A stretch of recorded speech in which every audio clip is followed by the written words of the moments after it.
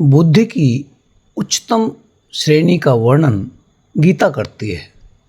उसके लिए बुद्धि की वह उपाधि मूल्य की नहीं जिसमें वह बहिर्जगत के विषयों के प्रति सक्रिय रहकर अपने अनेक तामझाम बुनती रहती है या विषयों के चिंतन के फलस्वरूप अपना ध्येय विशेष बहिर्जगत में ही लक्षित किए रहती है।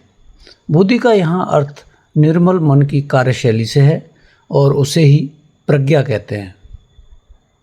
जिसकी बुद्धि स्थिर हो चुकी हो, राग द्वेष के कुप्रभाव जिनकी चेतना पर आकंठित न होते हों, जो इंद्रिय समूह को वश में किए विषयों को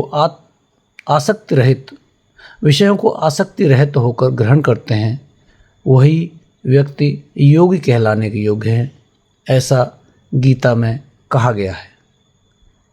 अब बात आती है कि इस ज्ञान का वर्तमान समय में क्या महत्व है।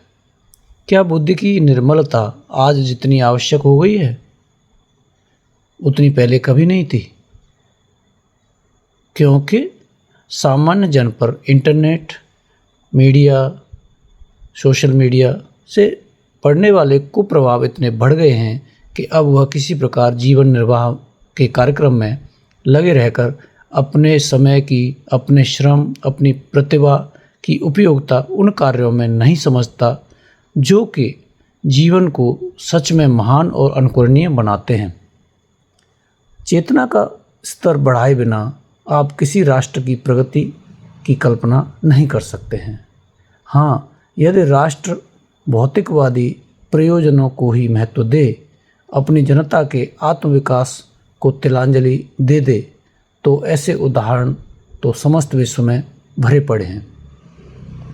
जहाँ जहाँ आर्थिक उन्नति हुई, वहाँ पर मनुष्य का निज विकास संभव नहीं हो पाया। अन्याय, शोषण, अत्याचार का किसी प्रकार बोलबाला बना ही रहा है एवं प्रगति के नाम पर आडंबर युक्त जीवन शैली का ही प्रचलन बढ़ा है तथा मनुष्य के विकास में महत्वपूर्ण जीवन मूल्यों की इतिश्री कर दी गई है।